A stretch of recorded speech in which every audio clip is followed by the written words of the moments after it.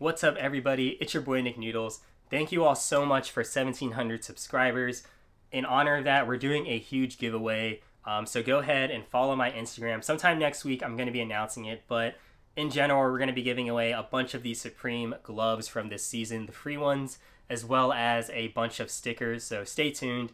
It'll be absolutely free for you all. I'll ship it out to you for free, especially if you win the gloves. Stickers aren't that big of a deal to ship, but follow my Instagram, NickNoodlesYT. But yeah, in this video, I'm showing you my entire sneaker collection. I've been putting this off for a very long time now. I've been pretty busy with school, but the semester just wrapped up and we don't go back until mid-January. So pretty much the whole month of December, I'm going to be pushing out content. I'm going to be gone for a week for Thanksgiving to go see my family, but next week and the following weeks, I'm going to be nonstop with the content. So stay tuned if you want to see more, and I hope you all like this video. Before I show you all the hype sneakers behind me, I have to show you all the beaters. So at the front of our house is where I keep most of my beater sneakers. Now, all of these aren't mine, however, a majority of them are. So let's just go through very quickly all of the beater sneakers. These are stuff that I wear on a daily basis that I don't really care about ruining. And so they have to be comfy, they have to be somewhat stylish and match with everything. So let's just go ahead and get started. Here are some Adidas skate shoes. Pretty good. The only thing is they're like pretty worn in already. Like the soles are super uncomfortable now to skate in. But yeah, super clean shoe. And as you can see, it's kind of torn up on the side there from flicking, even though I can only do an ollie and a pop shove it. My running shoe of choice is the Pegasus 37. Really liking this shoe. I was running in the Hoka One Clifton, but these have been hurting my calves a lot lately for whatever reason. And these have been not hurting my calves, although my feet are hurting a little bit in these because it has a 10mm heel drop, whereas these have a 5mm. If you don't know what that means, basically my foot is still adjusting. These are my only pair of Vans skate highs. Pretty good skate shoe as well, even though, again, I'm not the best skater. But these are pretty comfy. I haven't really worn these outside of skating, and they're not a bad looking shoe, so maybe I'll have to beat those up more. Birkenstocks, everybody needs a pair of Birkenstocks. I actually just picked these up over the summer. My last pair was so beaten down, like you could literally see the cork on the heel. It was some serious heel drag. Next we have these night joggers. These has been my go-to beater shoe for like the past 2 months. They're just super clean. I like the night jogger a lot. I actually got them for like $30 at the Adidas outlet, so that was an absolute steal for some Boost shoes. Over here, I really don't wear these shoes that much, but you can't really sell them, so they're kind of just chilling here. Here we have a Adidas, I don't even know, I-59 23 or something like that. It is a Boost shoe, and I got it for like $40, and it's a pretty clean colorway, I'm not gonna lie. I like the pink. I've worn these a few times, but not really that much, honestly. I should probably wear them more now that I have a few pink shirts. Here we have the Nmds. These are actually pretty beat. You can tell because there's like a curve on them. But yeah, super comfy shoe as well. Converse. I really don't wear these that much. I've worn them like once, but I got them for like $20 at the outlet, so why not?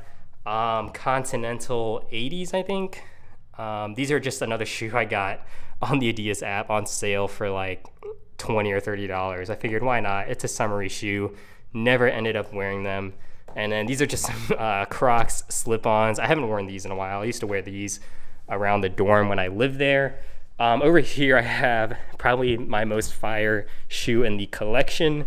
We have the Crocs, and everybody needs a pair of Crocs. I was talking about the Birkenstocks. Everyone needs a pair of Crocs and Birkenstocks. They're just so comfy, so versatile. But those are pretty much all my beaters. Now let's go look into some of my more hype shoes. All right, so those were my beater shoes. Let's go ahead and look at some of the more hype items in my collection, starting with these Fire Red 4s because I literally just wore them out. This is a pretty nice shoe. It's my first Jordan 4 in my collection.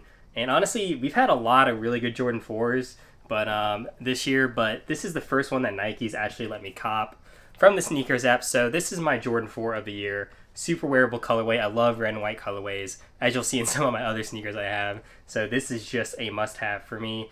You know, when I first made my review, I definitely said the quality control was pretty good on it, but upon further glance, there are a lot of like missed stitches. There are a lot of issues with the stitching and how the leather's cut, and really Nike just has to cut corners on general releases like this, otherwise the shoe would be a lot more expensive. But you know, the leather's still soft and it's a very comfortable shoe. Really like these in my collection, and I don't see myself getting rid of them anytime soon. Next we have Jordan 1 Royal Toes. This is one of my favorite Jordan 1s of the year. The Mocha's probably my favorite. The only thing is I had to get rid of them to make up for the bot overhead cost, and honestly I really needed the money, and I already have 2 pairs of Jordan 1s, so there's no real point in me hoarding a bunch of Jordan 1s because I rarely wear them. High top sneakers don't look the best on me. I can only wear them in like the wintertime with pants because they look super goofy on body when I wear shorts. But yeah, these are just a super clean colorway. I actually had these and the Court Purples, but I decided to get rid of the Court Purples just because I found myself wearing these more. Shout out to the Sneakers app for letting me get exclusive access on these twice. But yeah, super hype about these. I also don't see myself getting rid of these in a while. Next we have what you might think is a banned Jordan 1 or a bread, but this is actually a UNC to Chicago that I painted. So if you don't know, the UNC to Chicago has UNC blue around here, this area, and even the swoosh is UNC blue, and then the toe box is a bread colorway. And what I did was I just took Angelus red leather paint and I actually just painted over that blue and made it a bread. You can kind of see right here the paint is already chipping off. I don't know if that's going to focus.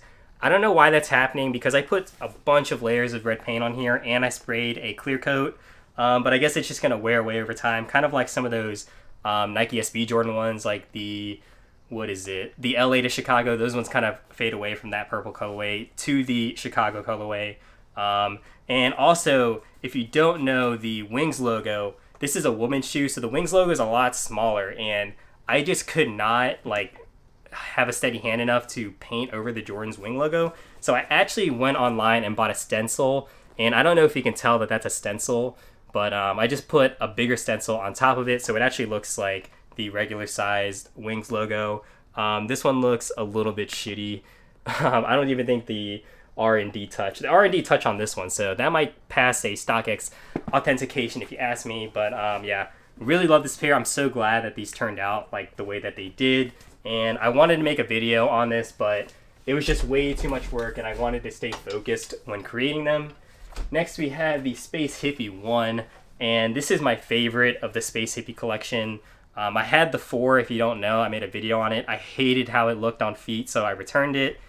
Like a week later, I actually got these off the Sneakers app, and these shoes are just awesome. They're just super wearable. You can wear them for walking, you can wear them for lifestyle. I like the low cut shoes like this, so this is just a perfect addition to my collection. I wish they would do more of these and not the 04. I feel like they keep pushing Space Hippie 4 after Space Hippie 4. No one's buying them. They're sitting on shelves, so I don't know why they don't just keep releasing these, but super fire. Next we have the Champs Dunks.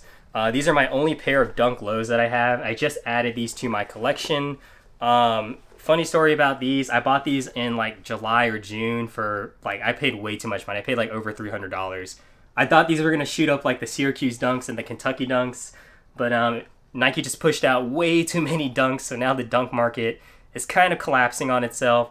Not a lot of the dunks are going for crazy high money anymore unless it's like a super unique colorway that you can actually wear. I bought these in the intent of reselling them a few months down the line when they went up in price, but they actually went down in price, mainly because Nike did another exclusive access of these, and I think even like GOAT just raffled these off on their Black Friday app.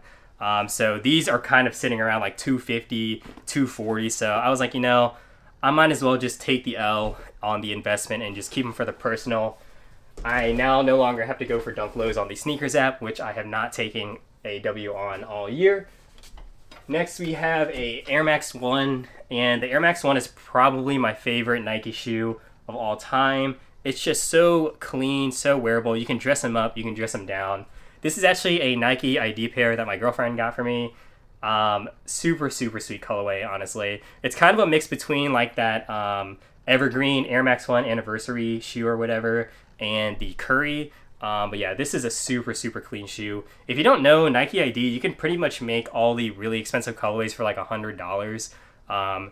and the quality is pretty much identical. I can't notice anything different between this shoe and like a regular GR Air Max 1. I will say the sizing on the Nike by You Air Max 1s are a little bit weird. They're a little bit smaller, so definitely half a size up if you're going for the Air Max 1 specifically.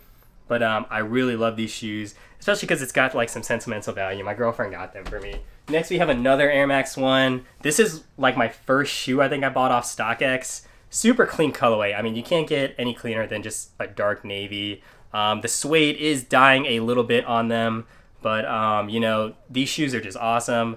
They pretty much, you can beat them up and they still look great. They age very well. Super wearable colorway. I think this is like the Midnight Navy or the Armory Navy. You can still get them on StockX for a pretty cheap price, but they've definitely shot up like 30 or 40 bucks from when I bought them. But yeah, super clean Air Max 1. Again, my favorite Nike shoe of all time. Next, we have a little bit more sentimental shoes. We have my first sneakers W, and it is the Stranger Things Tailwind 85, I think. It has to be 85 because this is 1985 on the back. So yeah, this is probably my favorite shoe and probably arguably the best shoe from the Stranger Things pack. It came in this like really nice box that had like Stranger Things themed newspaper wrapping inside of it. I don't feel like showing you all the box, but yeah, this is just another super clean shoe. It's got that waffle on the bottom. It has like the exposed tongue. You have the Stranger Things hit on the pull tab.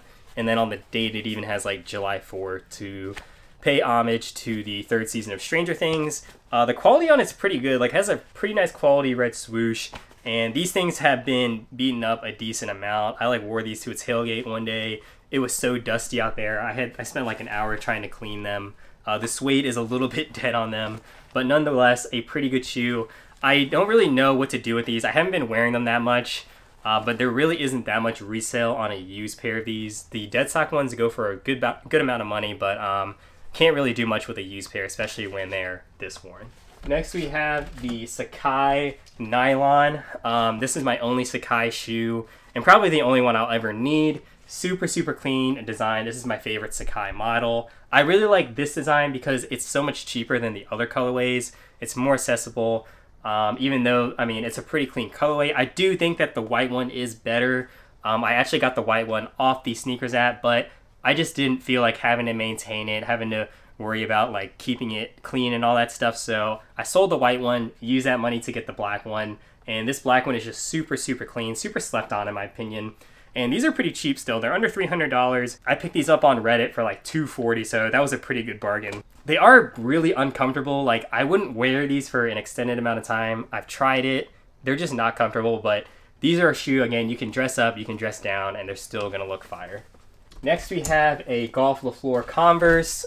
This is the Parchment. Super, super fire design. It's so wearable, that like cream colorway. I really like the baby blue laces. I originally had like the cream ones, I think, but the blue ones just make it pop that much more, especially because it has all these blue accents on the shoe already. The blue laces, I think, just complete it. I love the soles on these Golf LaFleurs, the little flowers. These are pretty limited now. I mean, I think in my size 9, you're gonna have to pay a couple $100, $200 or $300 for these.